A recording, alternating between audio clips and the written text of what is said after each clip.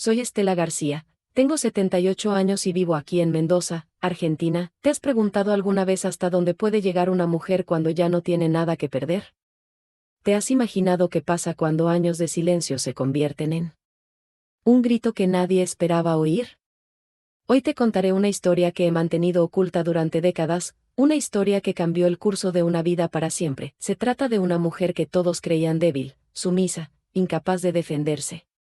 Pero a veces, querida niña, la fuerza nace justo donde menos la esperamos, en el fondo, cuando ya no queda dónde escapar. Si alguna vez te has sentido atrapado, asfixiado o conoces a alguien así, esta historia es para ti. Era 1967, aquí en las tierras de Mendoza, donde el viento sopla con fuerza entre los viñedos y las montañas guardan secretos ancestrales.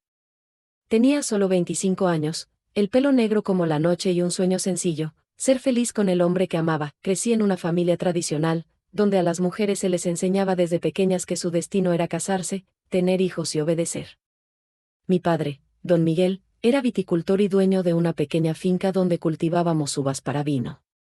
Mi madre, Dolores, bordaba y cocinaba, siempre con una sonrisa. Incluso en los momentos difíciles, recuerdo el olor a empanadas que salía de la cocina cada mañana, mezclado con el dulce aroma de uvas maduras que entraba por las ventanas abiertas.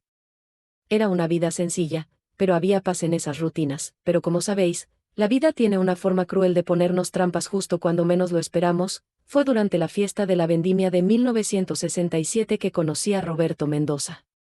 Acababa de cumplir 25 años y aún soñaba con un príncipe azul, como todas las chicas de mi edad. La fiesta se celebraba en la plaza central de Mendoza, decorada con guirnaldas de hojas de parra y faroles de colores que se mecían suavemente. Con la brisa de la montaña, Roberto tenía 32 años, era alto, debía de medir casi 1,80 m, moreno como la tierra de los viñedos, con manos grandes y callosas que contaban historias de duro trabajo bajo el sol. Sus ojos marrones brillaban al hablar de sus planes: expandir el negocio familiar de los Mendoza, construir una casa grande con un amplio porche y tener muchos hijos que corrieran descalzos por los viñedos. Ese día llevaba una camisa blanca de algodón, limpia y planchada, con las mangas arremangadas, dejando al descubierto unos brazos fuertes y bronceados. Llevaba el pelo negro peinado hacia atrás con brillantina y olía a jabón de lavanda y loción para después del afeitado importada, un lujo para la época. En ese primer encuentro, en el centro de la plaza principal, donde el grupo folclórico tocaba cuecas tradicionales, se me acercó con 2 vasos en la mano.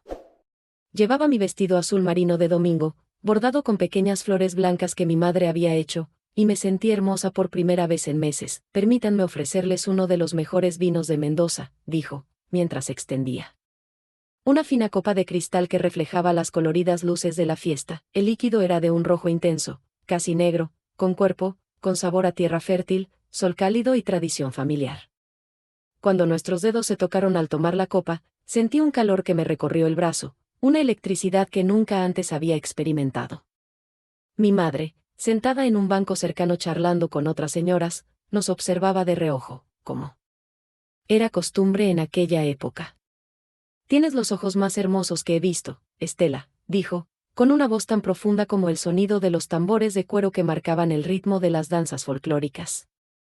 Son como 2 estrellas oscuras en el cielo nocturno. Sentí que me ardía la cara y bajé la mirada, como debe hacer una joven educada. Pero por dentro, mi corazón latía más rápido que los bailarines de la plaza. Durante los 8 meses que siguieron de noviazgo, Roberto demostró ser un caballero perfecto. Llegaba a mi casa todos los domingos por la tarde, puntualmente a las 3, con su mejor traje azul marino y siempre trayendo un regalo, a veces flores silvestres que recogía por el camino. Siempre jazmines blancos y lavanda morada que perfumaban el aire de la sala, donde charlábamos bajo la atenta mirada de mi madre. Otras veces traía dulces caseros preparados por su madre, doña Carmen, alfajores rellenos de dulce de leche que se derretían en la boca, merengues blancos como nubes que se derretían en la lengua o pequeñas empanadas rellenas de carne condimentadas con comino y pimentón. Recuerdo una tarde de octubre cuando llegó con una pequeña caja de madera tallada. Dentro había un broche de plata con forma de hoja de parra, tan delicado como la joya de una reina. Así siempre recordarás dónde nos conocimos, dijo, colocando el broche en el cuello de mi vestido con dedos cuidadosos. Sus cartas, escribía una por semana, aunque vivían en la misma ciudad, eran pequeñas obras de arte. Llegaban dobladas dentro de sobres amarillos, escritas con pulcra tinta azul, y siempre olían a la misma loción para después del afeitado que usaba. Estaban llenas de promesas de amor eterno, planes de futuro detallados como planos arquitectónicos y declaraciones que me hicieron soñar despierto durante días. Mi querida Estela, escribió en uno de ellos: cuando nos casemos, te construiré la casa más hermosa de todo Mendoza. Tendrá 3 habitaciones para nuestros hijos, una cocina amplia con estufa moderna y un jardín donde podrás plantar todas las flores que quieras. Seremos la familia más feliz de toda Argentina. Si hubiera sabido entonces que aquellos jazmines serían los últimos que recibiría con amor, que aquellas promesas se convertirían en amenazas, nos casamos el 15 de marzo de 1968, en una ceremonia que aún recuerdo con todo detalle. Era una mañana de otoño en Mendoza, con el aire fresco impregnado del aroma de las uvas que empezaban a madurar en los viñedos que rodeaban la ciudad. La iglesia de San José estaba decorada con arreglos de rosas blancas y hojas de parra. Y la campana de bronce tañó alegremente mientras caminaba hacia el altar del brazo de mi padre. Llevé el vestido de encaje de mi abuela Estela, de quien heredé mi nombre. Era una pieza delicada, con mangas largas de encaje francés y una cola de 2 metros que crujía contra el suelo de piedra de la iglesia. La tela olía a lavanda y naftalina, con el aroma de otros tiempos, de otras novias que habían tenido. Los mismos sueños que yo ese día. Mi padre, don Miguel, vestía elegantemente su traje negro de domingo, pero noté un ligero temblor en sus manos al entregarme a Roberto en el altar. Hoy comprendo que quizá fue una intuición paternal, una premonición que no pudo expresar en ese momento de alegría. Roberto estaba despampanante con su smoking alquilado, con una rosa blanca en la solapa y el pelo perfectamente peinado.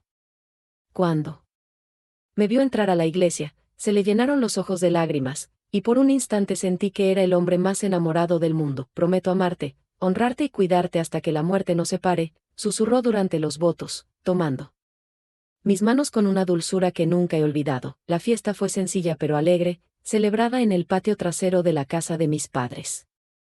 Hubo empanadas de carne preparadas por mi madre y sus hermanas, cordero asado que mi padre atendió personalmente durante horas, y litros del vino de la familia Mendoza que dejó a todos sonrojados y con una sonrisa aún mayor. El grupo folclórico local tocó cuecas y zambas hasta bien entrada la noche, y recuerdo bailar con Roberto bajo las estrellas, sintiéndome la mujer más feliz de todo Mendoza.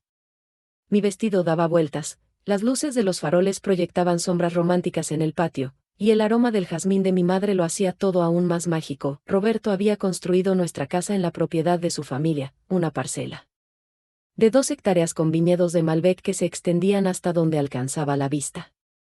La casa era sencilla pero cómoda, 3 habitaciones con frescos suelos de piedra que mis pies descalzos conocerían también, y gruesos muros de adobe que conservaban la frescura del abrasador verano mendocino. Las ventanas daban directamente a los viñedos, y por las mañanas me despertaba con la vista de las montañas andinas a lo lejos, imponentes y eternas, cubiertas de nieve incluso en el verano más caluroso.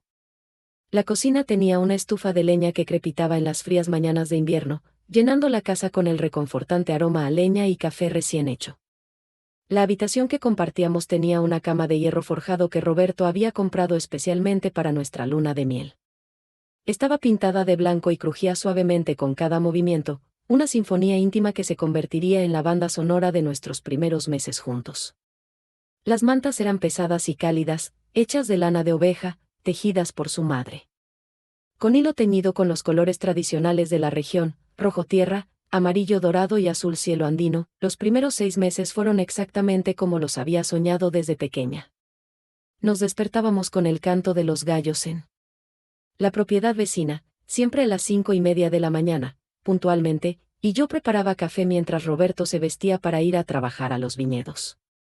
El aroma del café recién hecho se mezclaba con el de las flores que había plantado en el jardín, rosas rojas como el vino, claveles blancos como las nubes, y siempre el jazmín que me recordaba el comienzo de nuestro romance. Había creado una rutina que me llenaba de orgullo: madrugar, preparar un desayuno abundante con pan casero que horneaba 3 veces por semana, huevos frescos de nuestras gallinas y, a veces, queso de cabra que le compraba a mi vecina, doña Rosa.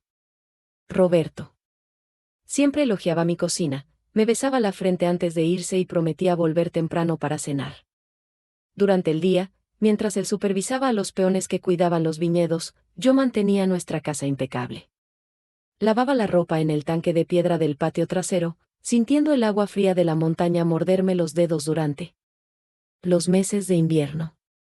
Colgaba la ropa en el tendedero, donde el viento constante de Mendoza la secaba rápidamente, siempre con el fresco aroma del aire puro de la montaña. Por las tardes, me sentaba en el porche con mis bordados, hacía manteles con diseños de racimos de uvas, y observaba a los trabajadores en los viñedos. Sus alegres voces me llegaban en el viento, mezcladas con el sonido de las herramientas y los gritos ocasionales de los caballos, pero fue después de nuestro primer año de matrimonio que noté los primeros cambios sutiles en Roberto. ¿Alguna vez has notado cómo algunos hombres ocultan su verdadera naturaleza hasta que están absolutamente seguros de que ya no puedes escapar? La primera vez que Roberto me levantó la mano fue una sofocante noche de diciembre de 1969. El calor del verano en Mendoza es implacable. El termómetro marcaba 38 grados incluso después del atardecer y no corría ninguna brisa que aliviara. El aire pesado que parecía pegarse a la piel como miel tibia. Estaba en la cocina intentando salvar el cordero asado que preparaba para la cena. El horno de leña se había sobrecalentado por el calor del día, y la carne se estaba carbonizando por fuera, pero aún cruda por dentro. El olor acre de la grasa quemada empezaba a extenderse por la casa, mezclado con el aroma dulce y empalagoso de las uvas pudriéndose por el calor excesivo. Estaba sudando, con el pelo pegado a la frente y el vestido pegado al cuerpo, intentando desesperadamente preparar la cena cuando oí los fuertes pasos de Roberto en el porche. Volvía del trabajo antes de lo habitual, y por su forma de pisar, demasiado fuerte, demasiado irregular, supe que algo andaba mal. Entró furioso en la cocina. Estaba sudado, con la camisa manchada de tierra y sudor, el pelo revuelto, y tenía una expresión que nunca antes le había visto. Sus ojos, antes amables, ahora brillaban con una ira fría que me hizo retroceder instintivamente. ¿Cómo puede una mujer ser tan inútil?, gritó, y su voz resonó en las gruesas paredes de adobe de la casa, haciendo vibrar los platos de la repisa. Llevo un año enseñándote a cocinar, y ni siquiera sabes hacer un buen asado.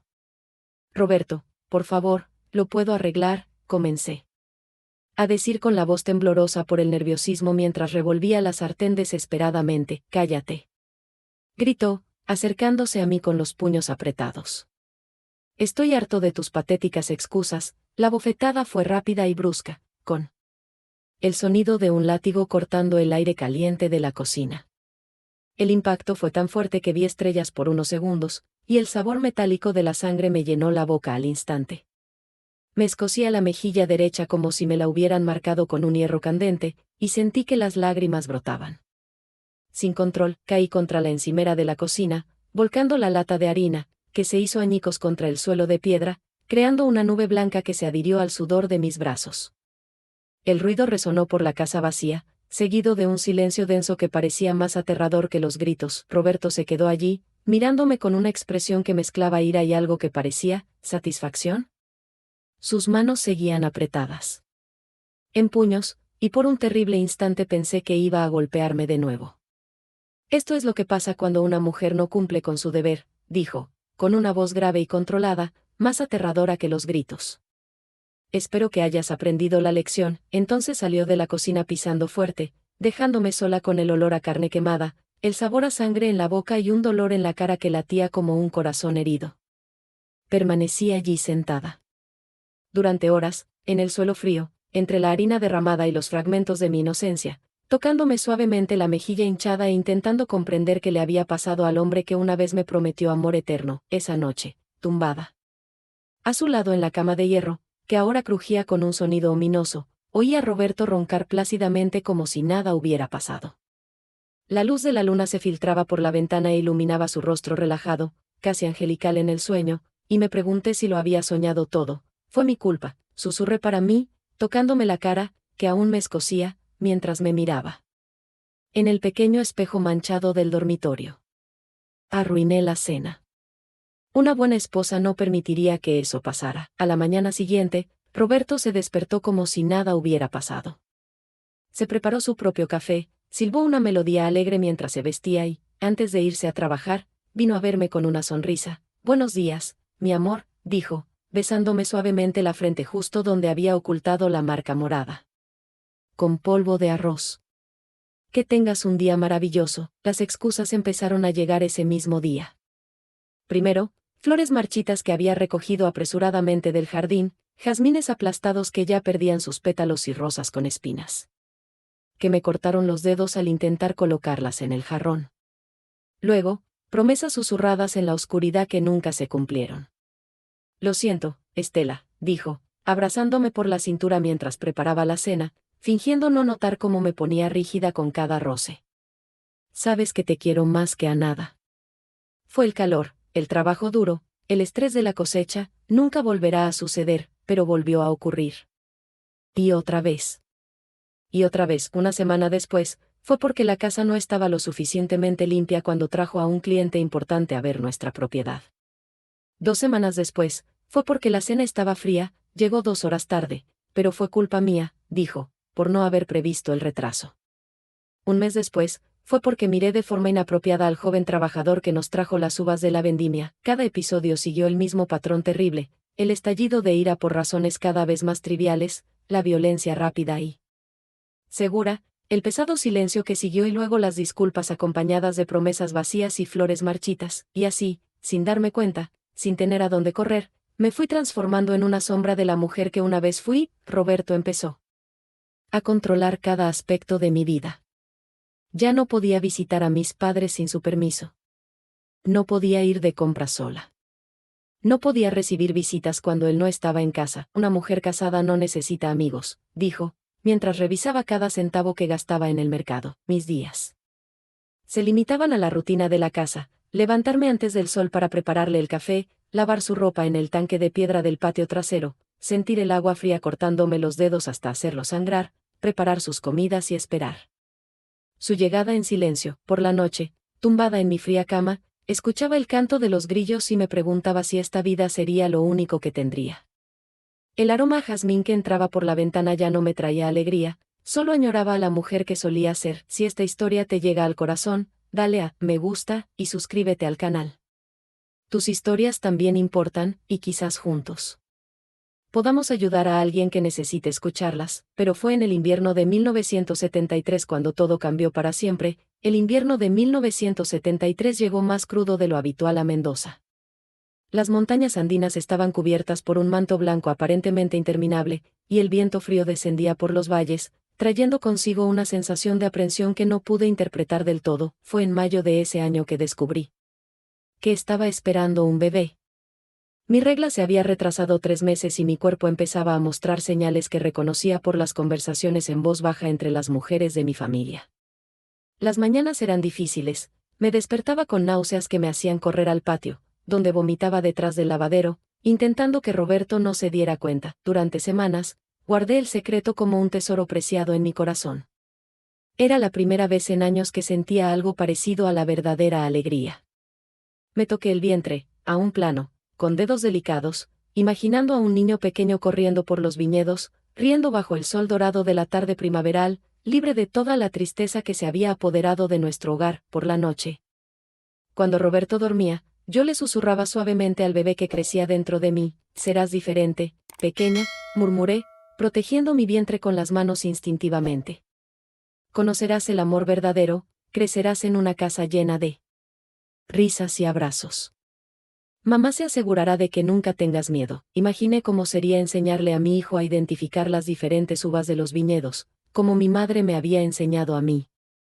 Le señalaría los Malbec con sus hojas distintivas, los Cabernet Sauvignon más resistentes al frío, los Chardonnay delicados que requerían cuidados especiales. Sería un niño que crecería conociendo la tierra, respetando sus tradiciones, pero sin miedo. Si fuera niña, le enseñaría a bordar como me enseñó mi abuela, pero también a no inclinar la cabeza ante ningún hombre. Si fuera niño, aprendería a ser amable, a respetar a las mujeres, a no levantarle la mano a quien amaba. Durante 2 semanas, viví esta fantasía secreta, preparando las comidas de Roberto y atendiendo la casa con energías renovadas. Por primera vez en años, tenía un propósito mayor en mi vida. No solo estaba sobreviviendo, sino protegiendo una vida que dependía completamente de mí. Incluso empecé a hacer planes prácticos. Ahorraría el dinero de las compras, centavo a centavo, para comprar tela y hacer la primera ropa. le pediría a mi madre que me enseñara de nuevo las nanas que cantaba de pequeña. Prepararía la habitación más pequeña de la casa, la que usábamos para guardar cosas, como la habitación del bebé. Pero Roberto notó el cambio en mi comportamiento. No podía ocultar por completo la nueva luz en mis ojos, la forma en que inconscientemente me tapaba el estómago cuando se acercaba enojado, la forma en que a veces me sorprendía sonriendo.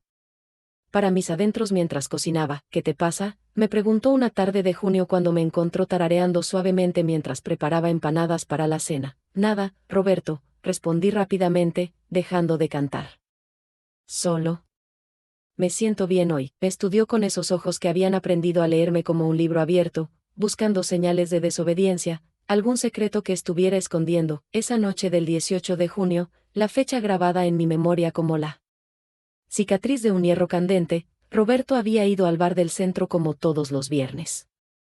Pero esta vez regresó antes y más borracho que de costumbre. El viento del sur soplaba con una fuerza inusual, haciendo que las ventanas de la casa golpearan contra las paredes como tambores sombríos anunciando la tragedia. Los árboles del patio crujían bajo la presión del viento, e incluso dentro de la casa el frío cortaba como navajas. Estaba en la cocina terminando de lavar los platos de la cena cuando oí sus pasos en el porche. Por el sonido irregular de sus botas sobre la madera, supe enseguida que estaba muy por encima de lo que considerábamos normal. Por las tardes, entró tambaleándose, con el pelo alborotado por el viento, la camisa desabrochada y la mirada vidriosa.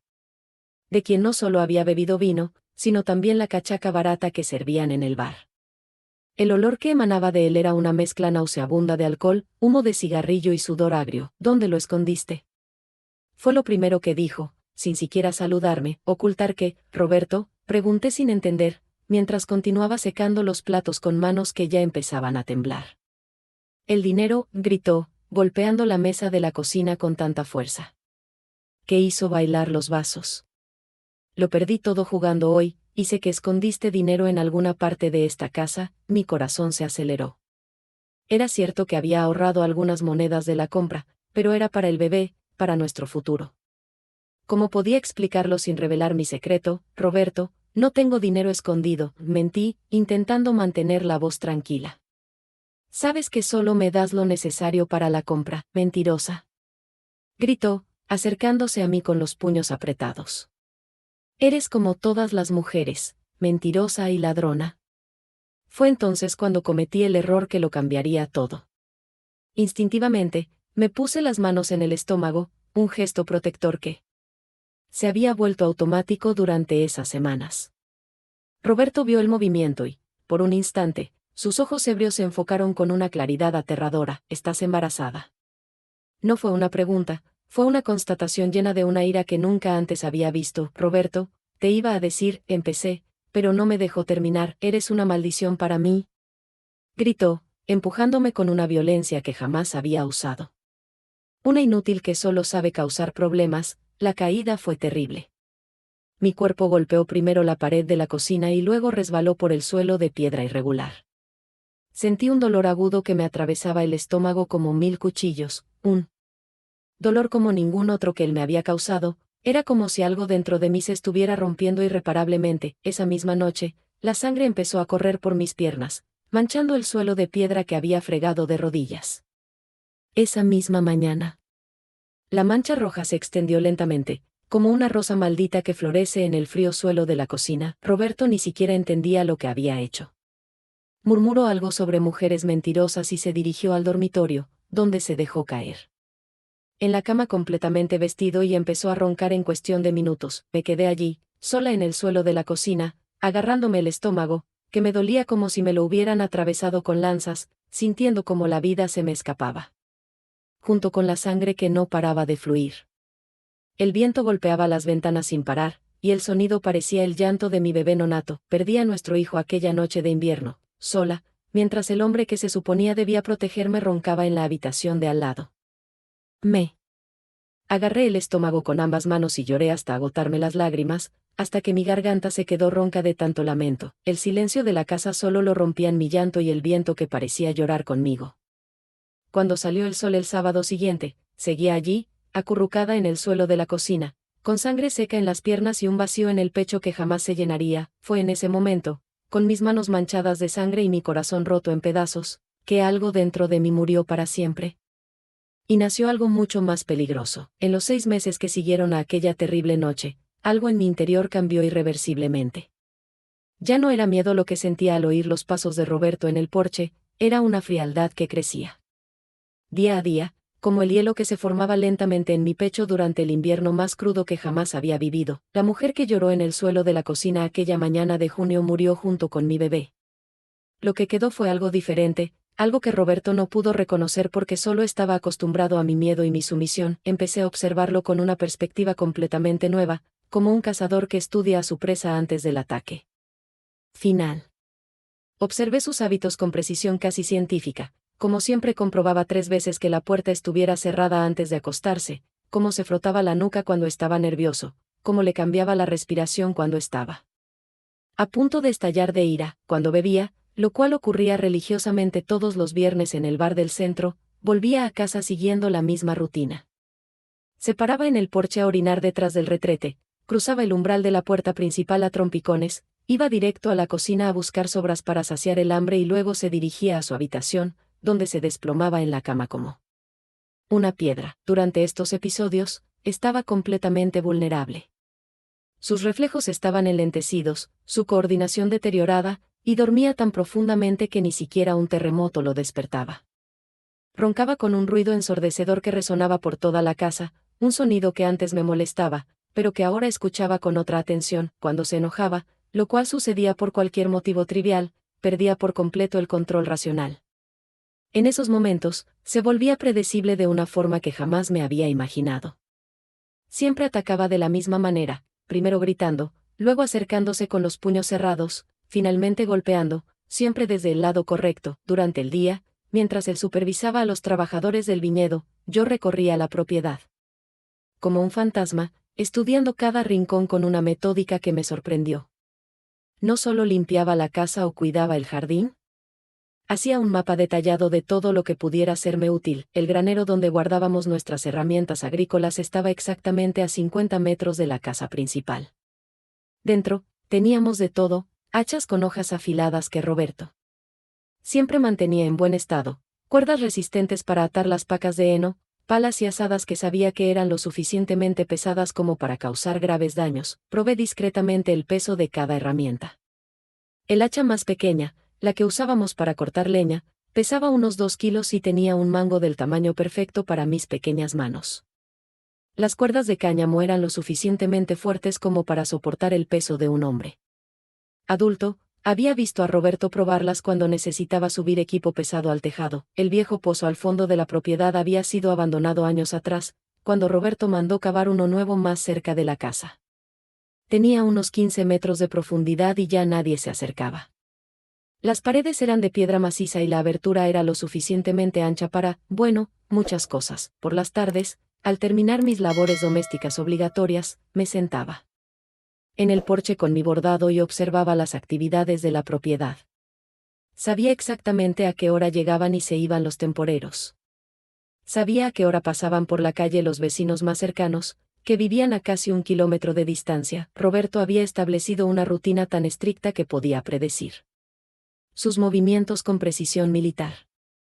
Se despertaba a las 5:15, desayunaba a las 5:30 y salía para los viñedos a las 6 en punto. Regresaba a almorzar justo al mediodía, descansaba 1 hora y volvía al trabajo a las 6 de la tarde. Los viernes tenían un horario aún más predecible. Después del trabajo, se duchaba en el fregadero del patio trasero, se ponía su camisa blanca de calle y caminaba hasta el centro, donde se quedaba hasta alrededor de la medianoche. Empecé a usar esta previsibilidad a mi favor. Durante sus ausencias, aflojaba discretamente algunas tablas del suelo del granero, no lo suficiente como para que se notaran durante el día, pero sí lo suficiente como para crear inestabilidad si alguien pisaba en la oscuridad. Probaba la resistencia de las cuerdas atando piedras y dejándolas colgadas del techo del granero durante la noche, deshaciéndolas siempre antes del amanecer. Mi madre se dio cuenta de que algo había cambiado en mí cuando logró visitarme en una rara tarde en la que Roberto tenía que ir a la ciudad por negocios. Estela. Hija, eres diferente, dijo, tomándome de la mano mientras tomábamos té de manzanilla en el patio. Hay algo en tu mirada, una dureza que me asusta. Estoy bien, mami, respondí, preparando el té con movimientos mecánicos. Solo. ¿Qué, más maduro, no es madurez, hija? Es como si hubieras envejecido por dentro. Como si hubieras visto cosas que una mujer de tu edad no debería ver. No podía mirarla directamente a los ojos.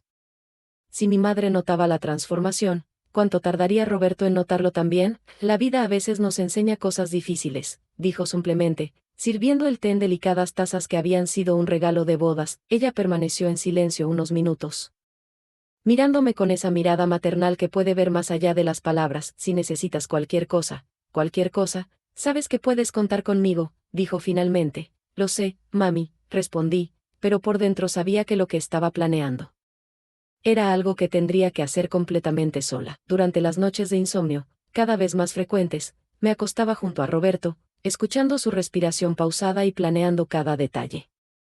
No eran fantasías de venganza. Eran planes concretos, calculados con la precisión de un ingeniero que diseña un puente. Sabía que solo tendría una oportunidad.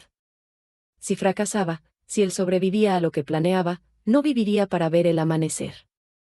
Roberto jamás perdonaría semejante traición, y su venganza sería definitiva. ¿Alguna vez has sentido esa frialdad que te invade?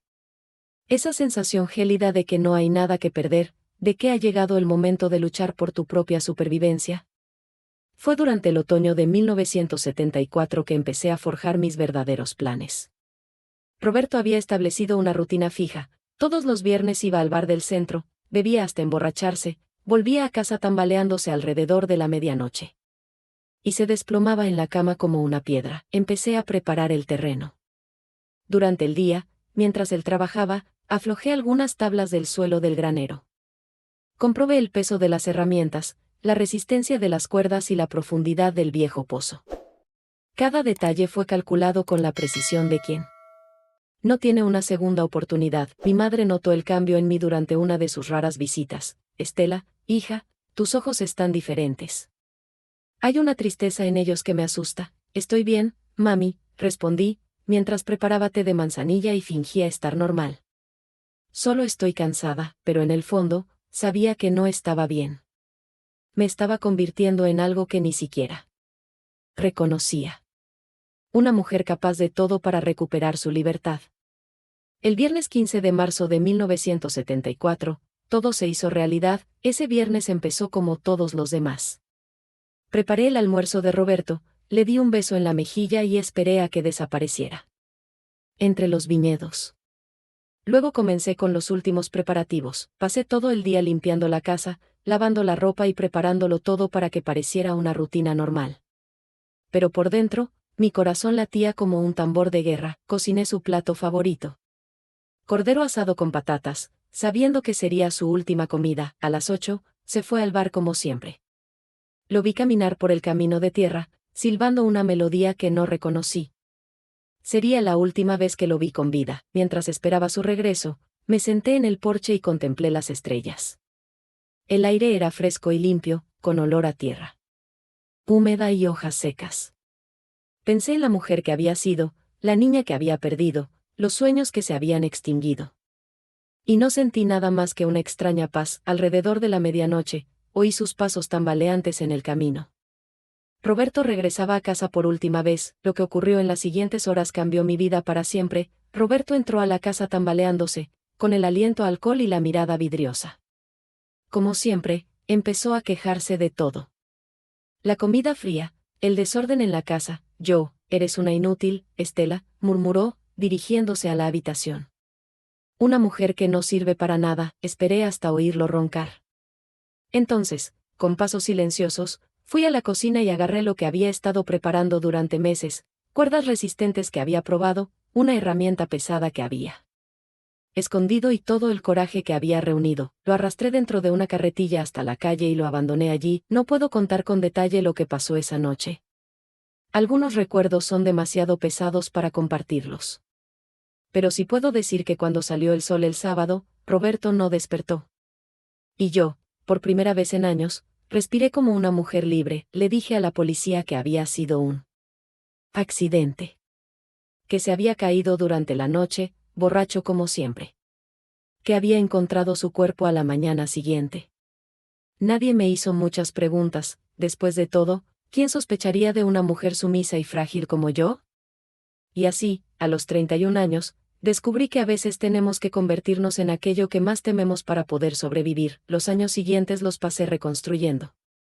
Vendí la propiedad, me mudé a la ciudad y, poco a poco, aprendí a vivir. De nuevo. Nunca me volví a casar, no por miedo, sino por decisión propia. Había descubierto que podía ser plena por mi cuenta. Durante décadas, cargué con este secreto como un peso en el pecho. Pero hoy, a los 78 años, entiendo que mi historia no se trata solo de venganza o desesperación. Se trata de una mujer que encontró fuerza donde no sabía que existía. No me enorgullezco de lo que hice. No recomiendo a nadie el camino que elegí. Pero tampoco me arrepiento de haber elegido vivir en lugar de morir lentamente cada día. Para quienes nos escuchan, si conocen a alguien que vive en una prisión sin barrotes, si ustedes mismos se sienten atrapados en una vida que no eligieron, sepan que siempre hay salidas. No siempre son las que imaginamos, no siempre son fáciles, pero siempre existen. La vida es demasiado preciosa para desperdiciarla en el miedo. Esta fue mi historia, querida niña. Una historia que he guardado por más de 50 años y que hoy te comparto.